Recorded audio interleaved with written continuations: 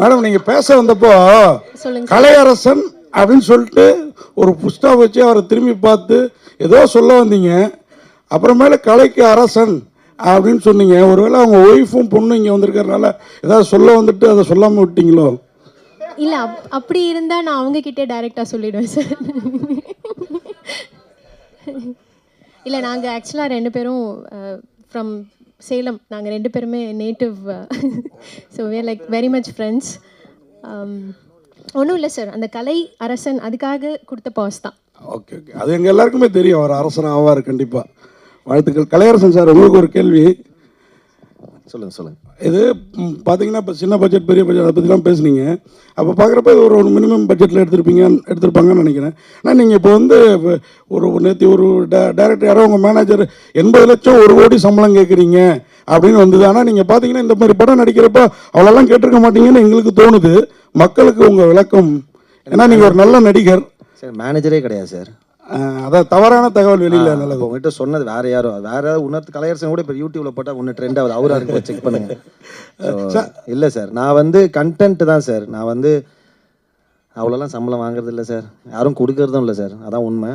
என்னன்னா உண்மையாக ரொம்ப நல்ல படமாக இருந்ததுன்னா நமக்கு சர்வைவல்னு ஒன்று இருக்குல்ல சார். சர்வைவல் இப்போ நம்ம பிடிச்சிருக்கோ பிடிக்கலையோ நமக்கு ஒரு லைஃப் ஸ்டைல் சிம்பிளாக. நான் வந்து ஒரு காலத்தில் 20,000 25,000 வந்தால் ராஜா வாழ்க்கை வாழலான்னு யோசிச்சவன். பட் ஆனால் இப்போ நமக்கு இருந்தாலும் சார், இப்போ எல்லாமே இப்போ ஸ்கூல் ஃபீஸ் கட்டணும், அந்த மாதிரி நம்ம பெரிய ஸ்கூலில் படிக்கணுன்றாங்க. அந்த மாதிரி இருக்கும்போது அது சர்வைவலுக்காக தான் சார். நான் யோசிப்பு சில படங்கள் வந்து எவ்வளோ கம்மியாக பண்ணி வாங்கிக்கிறேன். அதுக்கப்புறம் சில படங்கள், அதுவும் மோஸ்ட் ஆஃப் படங்கள் தராமல் விட்ருவாங்க. அதெல்லாம் கண்டுக்கவே இல்லை சார். அந்த மாதிரி படம் வந்து அந்த மாதிரி வர வேண்டிய பணம் வந்தாலே நான் 2 படம் ப்ரொடியூஸ் பண்ணலாம், அந்த அளவுக்கு பண்ணலாம் சார். வாழ்த்துக்கள். இல்லை மக்களுக்காக தான் அந்த விளக்கம். டைரக்டர் சார், உங்களுக்கு முக்கியமாக தேங்க்யூ சார். முக்கியமான ஒரு கேள்வி சார். Director sir. சார் வணக்கம் சார். நீங்கள் போலீஸ் துறையிலேருந்து வந்ததாக சொன்னாங்க. இந்த படத்தோட கதை வேற இப்போ நடந்துக்கிட்டு இருக்க விஷயம், சொல்லப்பட வேண்டிய விஷயம் அப்படின்னாங்க. இப்போ நடந்த சம்பவம் அந்த மாதிரி விஷயங்களா ஏதாவது, இல்லை யூடியூப் அந்த கண்டென்ட் தானே, அந்த யூடியூப் கப்புள் அந்த விஷயம் தானே? சார் யூடியூப் கப்பல் தான். பட் இதுக்கு ஒரு ஆக்சுவலி இதுனா ஒரு சைக்கலாஜிக்கல் த்ரில்லர். நம்ம வந்துட்டு ஃபிசிக்கலாக எந்த வயலன்ஸ் இருக்காது. ஆனால் வந்துட்டு ஒரு நம்ம ஆன்லைனில் தினமும் பார்க்குறோம்ல, இந்த மாதிரி சில கண்டென்ட் கான்ட்ரவர்சியில் போடுறாங்களே, இந்த கண்டென்ட்டுக்கு பின்னாடி இருக்கிற சைக்காலஜி, அதுக்கு பின்னாடி இருக்கிற பாலிடிக்ஸ், இந்த மாதிரி விஷயங்கள் தான் டிஸ்கஸ் பண்ணியிருக்கோம். அதுதான் சார் பண்ணியிருக்கோம். மற்றபடி சினிமா அந்த போலீஸ் துறைக்கு இல்லை, அந்த சம்பவத்தை பற்றி நீங்கள் ஒரு போலீஸ்காரராக இருந்து எங்கள் சினிமாவுக்கு வந்திருக்கீங்க இல்லையா, உங்களோட பார்வையில் ஏன்னா நீங்கள் வந்து சொல்லலாம் இல்லையா, போலீஸ்லேருந்து வந்திருக்கீங்க. இப்போ நடந்ததில் ஒரு சம்பவம், துயர சம்பவம், அதை பற்றி உங்கள் கருத்து என்ன? சார் அது மிக வருத்தத்திற்குரிய சம்பவம். நீங்கள் அந்த வரதட்சணை பற்றி கேட்குறீங்கன்னு நான் நினைக்கிறேன். அஜித்குமார். யா சார், ஆக்சுவலி இது என்ன சொல்கிறது, இது ஆக்சுவலி இது எல்லாருமே இது யாரும் இதை ஏற்றுக்க போகிறதில்ல. யாரும் இதை ஏற்றுக்க போகிறதில்ல. ரொம்ப சீரியஸான விஷயம். இதுக்கு சரியான நீதி கிடைக்கும்னு நினச்சிக்கிறேன். மற்றபடி டேரக்டர் சார், ட்ரெண்டிங், ஆனால் ட்ரெண்டிங் பார்த்தீங்கன்னா பாசிட்டிவும் இருக்குது, நெகட்டிவும் இருக்குது. இதை வந்து எப்படி எடுத்துன்னு போகிறாங்க, மக்கள் எடுத்துன்னு போகிற விஷயந்தான்.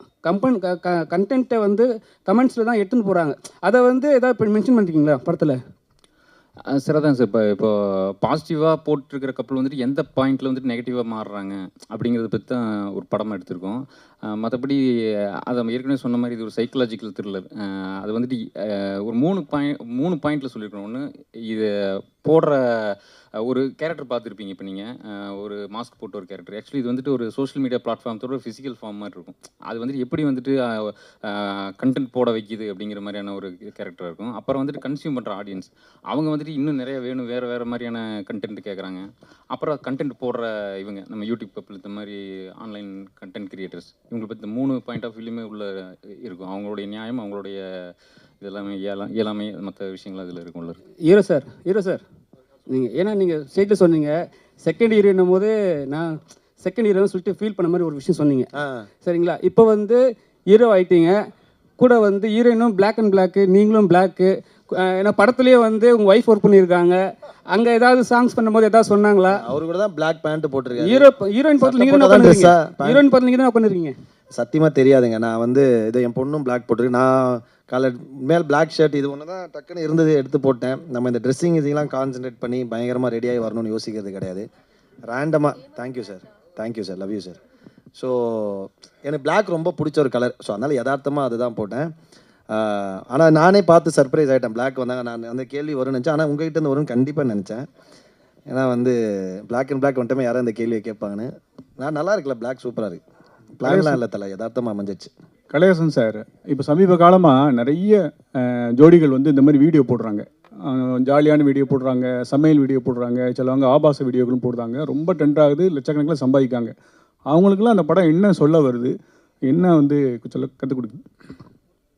இல்லை, டேரக்டர் தான் கேட்கணும். பட் என்னன்னா என்னோட பெர்ஸ்பெக்டிவ் வந்து நம்ம ஆன்லைனில் பார்க்கறது மட்டும் அது உண்மையும் கிடையாது, அது 100% அது மட்டும் உலகம் கிடையாது. ஏன்னா இப்போ எல்லாருக்குமே இப்போ நீங்கள் இன்ஸ்டாகிராம் இதெல்லாம் பார்க்கும்போது எல்லாருமே சந்தோஷமான பதிவுகள் தான் போடுறாங்க. நமக்கே ஒரு செகண்ட்னா நமக்கு மட்டும் தான் வாழ்க்கையில் பிரச்சனை இருக்குது போல், சோகம் இருக்குது போல் நினச்சிப்போம். பட் எல்லாருக்குமே இருக்குது. பட் ஆனால் அவங்க வந்து அதை பதிவு பண்ணுறது, ஆனால் அது எல்லாமே இப்போ பெரிய பிஸ்னஸ் பிளாட்ஃபார்மாக மாறிடுச்சு. இப்போ அது பெரிய ஏர்னிங் பிளாட்ஃபார்ம் ஆகிடுச்சு. ஸோ அதுலேருந்து நிறைய இன்கம் வர ஆரம்பிச்சு. ஸோ அப்படி இருக்கும்போது அவங்க புதுசாக யோசிச்சு அது உண்மையோ பொய்யோ ஃபேக்கோ இல்லைனா மெஜாரிட்டி ஆஃப் த இப்போ ஹஸ்பண்ட் ஒய்ஃப்னு எடுத்தால் ஒரு சில விஷயங்கள் இப்போ ஹஸ்பண்ட் ஒய்ஃபுக்குள்ளே நடக்கிற விஷயங்கள் இப்போ ஒய்ஃபுங்களை கலாய்ப்பாங்க, கலாச்சாரம் எல்லாரும் சிரிப்பாங்க. ஸோ அந்த மாதிரி எடுத்து அதை வச்சு அதை பண்ணி அதை ஒரு கண்டென்ட்டாக க்ரியேட் பண்ணி போடுறாங்க. அது ஜாலியாக இருக்க வரையும் ஓகே, பட் யாரையும் காயப்படுத்தாத வரைக்கும் நல்லது. One second hold on sir. ஒரே நிமிஷம் ஒரு நிமிஷம் அல்ல, it's okay sir. I have a question each to the director Kalai and pretty Priya இல்லையா டைரக்டர் சார்? இந்த ஃபர்ஸ்ட் ஃபிலிம் வந்து ஒரு சைக்கலாஜிக்கல் இட்ஸ் சேஃப் பெட் சொல்லுவாங்க ஜென்ரலாக. ஒரு லாங் டிஸ்டன்ஸில் ஒருத்தர் பின்னாடி ஓடுறது கொஞ்சம் சேஃப்பாங்க, not that safe. But how safe was it to play இந்த மாதிரி ஒரு trending? Also the risk factor was definitely there. ஏன்னா ஒரு அன்சார்ட்டட் டெரிட்டரிக்கு எல்லாரையும் கொண்டு போகிறீங்க, உங்களையும் நீங்கள் ப்ளஞ்ச் பண்ணுறீங்க. ஸோ கொஞ்சம் எக்ஸ்பீரியன்ஸ் ஷேர் பண்ண முடியுமா? சார் கண்டிப்பாக சார். இது வந்துட்டு ஆக்சுவலி இந்த ப்ரிமிஸ் எல்லாருக்கும் தெரிஞ்ச ப்ரிமிஸ் தான். இந்த டெரிட்டரி வந்து உங்களுக்கு எல்லாத்துக்கும் நம்ம தினமும் பார்க்குற டெரிட்டரி தான். பட் இதுக்கு நம்ம பார்க்குறது மட்டும் உண்மை இல்லை. அவங்க கேமரா ஆன் பண்ணுறது மட்டும் தான் நம்ம பார்க்குறோம். ஆஃப் பண்ணதுக்கப்புறம் பின்னாடி என்ன நடக்குது, அவங்க என்ன அடுத்து பண்ணுறாங்கங்கிறது நமக்கு தெரியாது. அதை எக்ஸ்ப்ளோர் பண்ணியிருக்கோம்.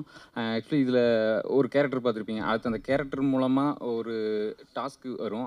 அதுக்கப்புறம் அந்த டாஸ்க்கு மேட்டர் இல்லை, அந்த டாஸ்க்னால வர கான்சிக்வன்சஸ் அந்த படத்துடைய டிரைவிங் ஃபோர்ஸாக இருக்குங்க. இது ஆக்சுவலி உங்களுக்கு புதுசாக இருக்கும். ஆக்சுவலி அது நீங்கள் கண்டென்ட் தான் பார்த்துருப்பீங்க, அந்த கண்டென்ட் பின்னாடி சைக்காலஜியை இந்த படத்தில் பார்ப்பீங்க. ரைட். நெக்ஸ்ட் டு கலை வந்து ஒரு இமேஜ்ங்கிற ஒரு ட்ராப்பில் இல்லாமல் நீங்கள் வந்து ரொம்ப ஸ்மூத் சேல் பண்ணிட்டு இருக்கீங்க. That's a very pretty thought. ஹிந்தியில் நானா பட்டேகர் இன்றைக்கும் இமேஜ் லெட்டர் அந்த லெவலுக்கு நீங்கள் போவீங்க. அண்ட் இந்த படம் வந்து டிஃப்ரெண்ட் எக்ஸ்பீரியன்ஸ். ஒரு ரொமான்டிக்காக நீங்கள் எவ்வளோ தூரம் you good involve your self along with pretty Priya? Before answering this question நான் 2-3 பேரை மென்ஷன் பண்ண மிஸ் பண்ண. பிருத்திவி, தேங்க்யூ. பிருத்திவி வந்திருக்கா, ஷரண் வந்திருக்காங்க, அப்புறம் நம்ம ஹரி வந்திருக்கா போல. ரொம்ப நன்றி. சாரி பிருத்திவி, கவனிக்கலடா மச்சி, லவ் யூடா, சாரிடா. பீயிங் எ பிக் ஆக்டர் எங்களுக்கு வந்து சப்போர்ட் பண்ணதுக்கு ரொம்ப நன்றி, தேங்க்யூ சார். ஜென்ரலாக ஆக்டிங் தான் சார். அது வந்து இன்வால்வ்மெண்ட்னா இல்லாமல் ஒரு கான்ஷியஸ் டிசிஷன் அப்படிலாம் எதுவுமே யோசிச்சதே கிடையாது சார். நமக்கு படம் I wanted to be always a directors actor. வந்து டைரக்டர் என்ன சொல்கிறோ அதை நம்ம கரெக்டாக செய்யணும்னு நினைக்கிறேன். அதில் வந்து நமக்கு இவ்வளோ வெயிட்டேஜ் இருக்குது, நம்ம அதெல்லாம் இப்போ கொஞ்சம் அதெல்லாம் கொஞ்சம் யோசிக்கிறது உண்டு தான் சார். கொஞ்சம் என்னென்னா அதுக்குன்னு ஏன்னா இப்போது டக்குன்னு இப்போ நான் லாஸ்ட் டைம் கூட சொல்லியிருந்தேன், இப்போ செத்துட்டா மாதிரியே நமக்கு ஒரு கதை யோசிச்சா உடனே நமக்கு அந்த கதையை சொல்கிறாங்க அந்த கேரக்டர் அப்படின்னு சொல்லிட்டு. அந்த மாதிரி இல்லாமல் உண்மையாக ரொம்ப இன்ட்ரெஸ்டிங்காக இருக்குது, ரொம்ப கரெக்டாக இருக்குது, ஜெனுவனாக ஃபீல் ஆகுது அப்படின்னா மட்டும் பண்ணலான்னு கொஞ்சம் யோசிக்கிறேன் சார். அவ்வளோதான். இத்தனை நாள் அது கூட ரொம்ப யோசிச்சதில்லை. எனக்கு கரெக்டான படமாக இருக்கும்னு தோணுச்சுன்னா நான் வந்து அது பண்ணிவிடுவேன். இமேஜ் அதெல்லாம் தெரில சார், அதெல்லாம் பெருசாக அதுக்கு அந்த உலகத்தை எக்ஸ்ப்ளோர் பண்ண விரும்பல. Priya, you resemble a lot of yesteryear actor Shashikala 80s. அந்த she also known as Rajini in Telugu. Okay. இளமை காலம், right? So உங்களுக்கு all the youth is there and blossoming with a beautiful co-actor like Kalai. In the experience, how far will you take it? We wish you to sail the boat. உங்களோட அனுபவத்தை கொஞ்சம் the romantic film and it must have been simple தோன்றது. Actually நான் சொன்ன மாதிரி தான் sir, இந்த படம் வந்து it's an emotional roller coaster. இது வந்து ரொமான்டிக் வந்து ஒரு 20 minutes ஆஃப் த ஃபில்ம் மட்டும்தான், ஸ்டார்டிங்கில் மட்டும்தான் இருக்கும். அண்ட் அதுக்கப்புறம் டிஃப்ரெண்ட் இமோஷன்ஸில் இந்த படம் ப்ளே ஆகும். ஸோ நான் முன்னாடி படம் பண்ணது வந்து சந்தானம் சாரோட இங்கே நான் தான் கிங், அந்த படத்தில் வந்து ஃபுல் காமெடி இருக்கும். So it was a total different experience இந்த படத்தோட கம்பேர் பண்ணுறப்போ. இது வந்து ஃபுல் ஆன் ஆக்ட். அதில் வந்து எப்படின்னா நம்ம கமர்ஷியலாகவும் ஒரு சைடு பண்ணணும் அண்ட் ஆக்டிங் ஸ்பேஸ் இருக்கிற படங்களும் இன்னொரு சைடு பண்ணணும் அப்படின்றது என்னோட கோலாக இருக்குது சினிமாவில். ஸோ இந்த படம் அதுக்கான ஸ்பேஸ் தான் எனக்கு. இதில் நிறைய இன்டென்ஸான சீன்ஸ் இருக்குது apart from romance. But romance I'm also comfortable. அதுவுமே என்னோட கம்ஃபர்டபுளான ஒரு ஏரியா தான். So yeah everything is there in this movie. So it was a great experience working in this. Sir Kalai சாருக்கும் அப்புறமா டிரெக்டர் ஹீரோயின் எல்லாருக்குமே தான் ஒரு கேள்வி. சார் சமீப காலமாக பார்த்தீங்கன்னா இதான் இங்கே இருக்கேன் சார் லாஸ்ட்டில். சமீப காலமாக பார்த்தீங்கன்னா திரைத்துறையில் வந்து இருக்கக்கூடிய நடிகர்களோ இல்லை செலிபிரிட்டிஸ் எல்லாருமே they all depend upon social media influencers sir. இந்த சோஷியல் மீடியா இன்ஃப்ளூயன்சர்ஸை நம்பி தான் இப்போ படம் இருக்கிற மாதிரியே ஆக்கிட்டாங்க. ஆனால் அதுதான் உண்மையா அப்படின்றது ஒரு கேள்வி. ஒன்று என்னன்னா இந்த சோஷியல் மீடியா இன்ஃப்ளூயன்சர்ஸை மிஸ்யூஸ் பண்ணுறாங்க டு டிஃபேம் அன் ஆர்டிஸ்ட். இது ரெகுலராக நடக்குது. இதுக்கான காரணம் வந்து உங்களை போல நடிகைகள் இயக்குனர்கள் எல்லாருமே தானே. அதை பற்றி உங்களோட கருத்து என்ன சார்? ஏன்னா சிலது நல்ல வகைக்கும் யூஸ் பண்ணலாம். ஒரு ஆர்டிஸ்ட்டை காலி பண்ணணும்னா ஒரு ஆர்டிஸ்ட் வந்து ஷைனிங் ஆர்டிஸ்ட் வந்து இன்னொருத்தரை வந்து க்ரூமிங் ஆர்டிஸ்ட்டை வந்து காலி பண்ணுற மாதிரி ஆயிடுது. அதை பற்றி உங்களோட கருத்து சொல்லுங்கள் சார். கண்டிப்பாக அது இருக்குது தான் சார். ஏன்னா நீங்கள் எந்த விஷயம் போனாலுமே பாசிட்டிவாக இருக்கும் நெகட்டிவாக இருக்கும். ஸோ அதே மாதிரி நீ சோஷியல் மீடியாவில் பாசிட்டிவாக இருக்குது நெகட்டிவாக இருக்குது. அது கண்டிப்பாக உண்மை தான். அது இருக்குது தான். இப்போ பார்த்தீங்கன்னா இப்போ சோஷியல் மீடியா மார்க்கெட்டிங் நிறைய பேர் பண்ணுறாங்கன்னா இப்போ நம்ம ஒருத்தங்கிட்ட பண்ணுறோம் இன்னொருத்தங்களுக்கு பண்ணலன்னா அதுவே நம்ம வந்து அந்த படத்தை பற்றி தப்பாக பேசுகிறதுக்கான வந்து அவங்களே கிரியேட் பண்ணலாம் அதெல்லாம் பண்ணலாம். அதெல்லாம் நம்ம தடுக்கவே முடியாது சார். ஆனால் end of the day content பயங்கரமாக இருக்கா அது வந்து நம்ம வந்து அந்த கண்டென்ட் கொண்டு போய் சேர்த்துறோம். இப்போ சில படங்கள் நல்லா இருக்குது எதுலேயுமே நம்ம பெருசாக சோஷியல் மீடியா ப்ரொமோஷன் அதெல்லாம் பெஸ்ட் பேசிக்காக படங்களுக்கு என்ன பண்ணுமோ அது மட்டும் பண்ணியே படம் ரிலீஸ் ஆகணும். பெரிய லெவலில் ஹிட்டான படங்களும் உண்டு.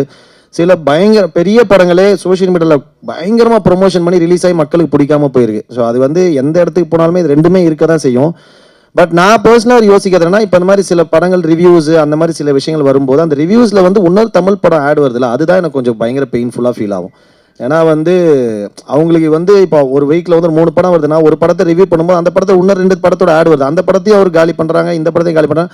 அவங்களுக்கு சினிமாக்காரங்களே திரும்ப பிஸ்னஸ் தரது வந்து கொஞ்சம் பிரச்சனைக்கான விஷயமா பார்க்குறேன். அது எல்லாரும் சேர்ந்து பேசி அது கொஞ்சம் ஏன்னா மற்ற ஆட்லாம் அவங்க எப்படியாலும் சினிமாக்காரங்க படம் ஆடு தரலாம் மற்ற ஆடெல்லாம் தரதான் போகிறாங்க. ஸோ அவங்களுக்கு வியூஸ் இருக்குன்னா அந்த வியூஸுக்கு ஏற்ற மற்றவங்க தரலாம். பட் நம்ம ஃபேமிலியில் இருந்துக்கிட்டு நம்ம ஒரு குடும்பமாக இருந்துக்கிட்டு நம்மளே திரும்ப அதை பண்ணுறது வந்து கொஞ்சம் பிரச்சனையான விஷயம். எனக்கு அது கொஞ்சம் செட் ஆகாது. அது பிடிக்கல. அதனால் எனக்கே ரீசெண்டாக ஒரு படம் இந்த மாதிரி ரிவ்யூவர்ஸுக்குலாம் இந்த மாதிரி தரணும் போது என்னோட படம் ஒரு ஆட் வந்து நான் உடனே கூப்பிட்டு சொன்னேன் தலை இந்த மாதிரி நீங்கள் பண்ணாதீங்க எனக்கு உடன்பாடு இல்லை அப்படின்னு. பட் அதை மீறி பணம் போடுறவங்களுக்கு ஒரு எக்ஸ்போஷர் வேணும் தேவையான. பட் ஆனால் ரொம்ப அன்எத்திக்கான விஷயம் அப்படின்னு நான் சொன்னேன். நீங்கள் வந்து இப்போ ஓகே எக்ஸ்போஷர் கிடைக்கணும் உங்களுக்கு ரீச் ஆகணும்னு நினைக்கிறீங்க நீங்கள் பணம் போட்டுறீங்க அது ரொம்ப நேர்மையான விஷயம் நீங்கள் பண்ணிக்கங்க பிரச்சனை இல்லை. பட் எனக்கு இதில் உடன்பாடு இல்லை. நான் பண்ணாதீங்க. ஏன்னா ஒரு படம் ரிலீஸ் ஆகுது அவங்க அந்த படத்தோட மொத்த நல்லா இருந்த மீறி அவங்களோட ஒப்பீனியனை சொல்கிறாங்க. பட் அது வந்து விமர்சனம் பண்ணுற விதமோ ஏதோ பண்ணும்போது ஒரு படத்தை காலி பண்ணும்போது அதில் இன்னொரு அதே நம்ம ஃபேமிலியை சேர்ந்து இன்னொரு 4 படத்தோட ஆட் வரும்போது அது ரொம்ப தப்புன்னு நினைக்கிறேன் நான். டைரக்டருக்கு ஒரு கொஸ்டின். ஆக்சுவலி இந்த சென்சார் இங்கே இருக்கு சென்சார் அப்படிங்கிறது வந்து மூவிக்கு நிறைய லிமிட்டேஷன் போட்டிருக்காங்க. ஆனால் விஷுவல் மீடியாவில் கப்பல் விளாகாக இருக்கட்டும் சிங்கிள் விளாக்ஸாக இருக்கட்டும் சோலோ விளாக்ஸு இதுக்கெல்லாம் எந்த சென்சார்ஷிப்பும் கிடையாது. ஒரு லிமிட்டாக எந்த லிமிட்டுமே இல்லாமல் வந்து அவங்க பாட்டுக்கு இஷ்டத்துக்கு அந்த விஷுவல் மீடியாவை யூஸ் பண்ணிகிட்டே இருக்காங்க. நீங்கள் எந்த லிமிட்டை கிராஸ் பண்ணும்போது அது உங்களுக்கே எரிச்சலாகி இந்த கதையை ரெடி பண்ணீங்க? எந்த லிமிட்னா ஆக்சுவலி அவங்க யூஸ் பண்ணுற லாங்குவேஜ் முதல்ல இப்போ பார்த்துங்க சாதாரணமாக கெட்ட வார்த்தையை ரொம்ப சாதாரணமாக்கிட்டாங்க நார்மலைஸ் பண்ணிட்டாங்க. முதல்ல கெட்ட வார்த்தை கேட்டால் கொஞ்சம் நம்ம முகம் சுளிப்போம். பட் இப்போல்லாம் பார்க்கும்போது நார்மல் ஆகிடுச்சு. அது சும்மா குழந்தைகள் கூட அதை ஈஸியாக கேட்குற மாதிரி இருக்குது. இதை பார்க்கும்போது இதை தாண்டி நிறைய விஷயங்கள் நடக்குது. இதை தாண்டி இதை விட மோசமான விஷயங்கள் நடக்குது. ஒரு பர்சனலான விஷயங்கள் பிரைவசியான விஷயங்களை கூட அவங்க வந்துட்டு கண்டென்ட் ஆக்கி போடுறாங்க. இதெல்லாம் பார்க்கும்போது எனக்கு இந்த மாதிரியான ஒரு கதை எழுதணும் அப்படிங்கிற ஒரு இன்ஃப்ளூயன்ஸ் பண்ணுச்சு. சார் இந்த படத்துக்குள்ளே நீங்கள் உள்ளே வரதுக்கு எது முக்கிய காரணமாக இருந்துச்சு? இல்லை இந்த ஐடியா தான். இப்போ அவர் முன்னால் கேட்ட மாதிரி தான் ஏன் சோஷியல் மீடியாவை ரொம்ப இதுக்கு யூஸ் பண்ணுறாங்கன்னா இப்போ நாட் ஓன்லி சினிமா எல்லா வேறு என்ன சொல்கிறது எல்லாருமே சோஷியல் மீடியாவை ஏன் யூஸ் பண்ணுறாங்கன்னா முன்னால் வந்து பார்த்திங்கன்னா பேப்பர் மீடியா இருக்குது. நம்ம ஒரு பேப்பரில் மூவியோட ஆட் கொடுக்குறதுக்கு நம்மலாம் ரொம்ப இதாக இருந்தோம் 90s 2000 இதெல்லாம். அதுக்கு முன்னாலெல்லாம் பார்த்திங்கன்னா ஊராக தண்டோரா அடித்து சொல்லுவாங்க. ஒரு வண்டியில் வச்சுட்டு அந்த போஸ்டரை ஓட்டிட்டு போவாங்க. ஸோ இப்போ எல்லாருமே நார்மலாக இருக்கிற எல்லாருமே வந்து எதில் கூடுதலாக இருக்காங்கன்னா யூடியூப்பை விட எனக்கு தெரியும் யூடியூப்பில் இருக்கிறது தான் வந்து உங்களுக்கு வந்து நார்மலாக இன்ஸ்டாகிராமோ அதிலெல்லாம் போடுறாங்க. பட் இப்போ ஒரு நாளைக்கு வந்து மேக்ஸிமம் 8 to மினிமம் ஆவரேஜாக ஒரு 10 hours வந்து எல்லாருமே சோஷியல் மீடியாவில் இல்லாதவங்களே இல்லை. ஆக்சுவலி எல்லாருமே இருக்கிறாங்க. ஆட்டோமேட்டிக்காக கை போயிருது. அது ஒரு நோய் மாதிரி ஆயிடுச்சு நமக்கு. இப்போ எடுத்த உடனே எதுவுமே பார்க்கணும்னு எவ்வளோ கால் வந்திருக்குன்னு பார்க்குறத விட நம்ம எடுத்த உடனே வந்து சோஷியல் மீடியாவில் போயிட்டு பார்க்குறோம். அது எதுக்குன்னே நமக்கு தெரியாது, என்ன பார்க்க போகிறோன்னு கூட தெரியாது. அது ஒரு நோய் ஆக்சுவலி. அதனால என்னன்னா அங்கே தான் உங்களுக்கு எல்லாம் பார்க்குறாங்க போது இப்போ அங்கே தானே உங்களுக்கு எல்லாருமே கண்டென்ட்டை வந்து போஸ்ட் பண்ண விரும்புவாங்க. ஏன்னா அதிக பேர் எதில் இருக்காங்களோ ஒன்று.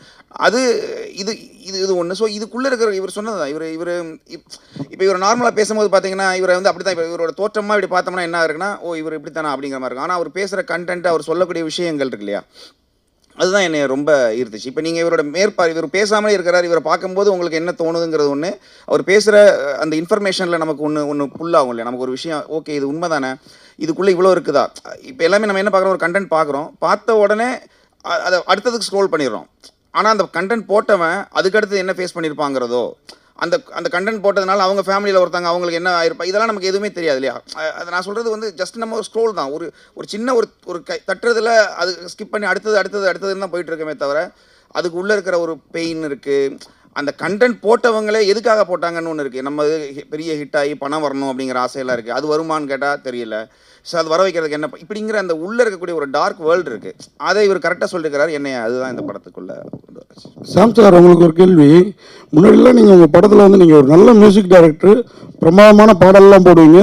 இப்போ சாம் சிஎஸ் மியூசிக்கல்னு போடுற அளவுக்கு ஏதாச்சும் இப்போ கையில் 22 படம் இருக்குன்னு சொன்னாங்க, வாழ்த்துக்கள். இப்போ வந்து முன்னாடி படங்கள்லாம் கொஞ்சம் சவுண்டு ஜாஸ்தியாக இருக்கும். நம்ம நண்பர்களே சில பேர் காரில் பஞ்சு வச்சுட்டு வந்ததா ப்ரெஸ் ஷோவிலே சொல்லியிருக்கிறாங்க.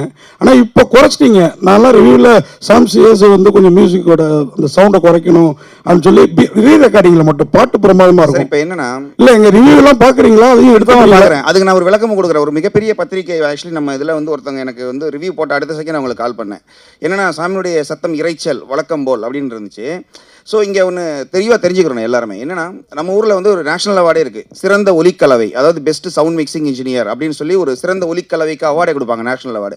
அது இங்கே மட்டும் இல்லை, ஆஸ்காரில் வரைக்கும் எல்லாமே இருக்குது. ஸோ நான் என்னுடைய வேலை என்னன்னு சொல்கிறேன் பாருங்களேன். இப்போ நான் வந்து ஒரு படத்துக்கு பேக்ரவுண்ட் மியூசிக் பண்ணுறேன்.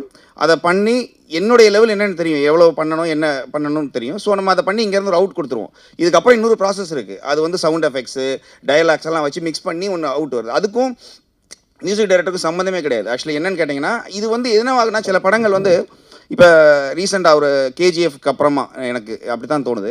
ஸோ ஒரு சீன் ரொம்ப டவுன் ஆகுது, ஆடியன்ஸ் வந்து இந்த இடத்துல கொஞ்சம் ஒரு மாதிரி வெறுப்பாகிறாங்க அப்படின்னா உடனே மியூசிக்கை ஏற்றுங்க அப்படின்னு ஒரு கான்செப்ட். ஆக்சுவலி நார்மலாக அது வந்து மியூசிக்கில் நம்ம வந்து ஃபில் பண்ணிடலாம். இல்லைனா மியூசிக்கை வந்து கொஞ்சம் சத்தமாக வச்சுட்டோம்னா சீன்லாம் தப்பிச்சிரும் இப்படிங்கிற ஒரு கான்செப்டில் என்ன பண்ணுறாங்கன்னா சில டைரக்டர்ஸோ இல்லை வந்து அப்படி மேலே பண்ணிடுறாங்க. நானே வருத்தப்பட்டு பேசினது உண்டு. என்ன எதுக்குங்க இவ்வளோ சவுண்டுன்னு நான் சொல்லவே முடியும் என்னால் என்னென்ன படம்னு. நம்ம தேட்டரில் உட்காரும்போது நமக்கு இரிட்டேட் ஆகி என்னடா இப்படி பண்ணவே நம்ம அப்படிங்கிறது இருக்கு. ஸோ இதுக்கு முழு காரணம் மியூசிக் டைரக்டரே கிடையாது. அப்புறம் இன்னொன்று சொல்லுவாங்க, சில ஒரு இடத்துல வந்து அந்த வண்டி போகிற சவுண்டும் அந்த கன் சவுண்டையும் என்ன மியூசிக் டைரக்டர் இப்படி பண்ணிட்டாருன்னு அதுக்கும் நமக்கு சம்மந்தமே இல்லை. அது வந்து வேற டிபார்ட்மெண்ட் ஆக்சுவலி அது. ஸோ என்னன்னா இங்கே சவுண்டுன்னு வந்துட்டாலே சத்தமாக இருந்தாலும் சில இன்னொன்று ஒரு தேட்டரில் அழகான மிக்ஸ் அது. ஆக்சுவலி அம்பத்தூரில் ஒரு தேட்டர், அது எதுன்னு நான் சொல்லலை. அங்கேருந்து ஒருத்தர் கால் பண்ணி இறைச்சல் அப்படிங்கிறாங்க. அங்கே போனால் ஸ்பீக்கரே ஒர்க் ஆகலை. அது வேற லெவலில் இருக்குது. ஸோ இது என்ன ஆகுதுன்னா, இப்போ நம்ம எந்த தேட்டரில் படம் பார்க்குறோன்னு இருக்கு, அதை வச்சு நம்ம வந்து எல்லாமே மியூசிக் டைரக்டர் கை நீட்டக்கூடாதுன்னு நான் சொல்கிறேன். இது இனிமேல் நீங்கள் எழுதுறவங்க இறைச்சல் அப்படின்னா அதுக்கு காரணம் வந்து யாரை சொல்லணும்னா, நீங்கள் அந்த ஒலிக்கலவை, சிறந்த ஒலிக்கலவைன்னு சொல்லுவாங்கல்ல, அந்த மியூசிக் மிக்சிங் இன்ஜினியர் அவங்கள சொல்லுங்கள். அதுக்கப்புறம் அவங்க குறைச்சிக்கிடுவாங்க. அப்புறம் இன்னொரு விஷயம் என்னென்னா, நம்ம தேட்டரில் மல்டிப்ளெக்ஸ் நிறையா இருக்குது. இப்போ என்ன ஆகுதுன்னா, ஒரு இங்கிலீஷ் படம் ஓடுது ஃபார் எக்ஸாம்பிள். இப்போ ஒரு இங்கிலீஷ் படம் ஓடும்போது அவங்களுடைய மிக்சிங் இதே வேறு, டோட்டலி வேறு. அவங்க ரொம்ப மினிமலாக இருக்கும், மியூசிக் ரொம்ப மைல்டாக இருக்கும். ஸோ அவங்க வந்து மினிமம் ஒரு 6-7 வச்சு தான் பார்க்க முடியும். நம்ம அடுத்த ஷோ அதே ஸ்க்ரீனில் வேறு ஒரு தெலுங்கு படமோ இல்லை வந்து ஒரு பயங்கரமான ஒரு பெரிய படம் வருதுன்னு வச்சுக்கோங்களேன். இவங்க அதை வச்சிங்கன்னா ஸ்பீக்கர் அவங்களுக்கு காலி ஆயிடுது. ஸோ என்ன பண்ணுறாங்கன்னா ஆட்டோமேட்டிக்காக கம்மி பண்ணுறாங்க. அவங்க கம்மி பண்ண இங்கே என்ன பண்ணுறாங்க, மியூசிக் கேட்க மாட்டேங்குதுன்னு எல்லாத்தையும் ஏற்றுறாங்க. அது ஒவ்வொரு தேட்டரும் மாறும்போது இந்த பிரச்சனை வருது. பட் இதுக்கு காரணம் நான் இல்லை, எந்த மியூசிக் டைரக்டருமே கிடையாது. இதுதான் உண்மை.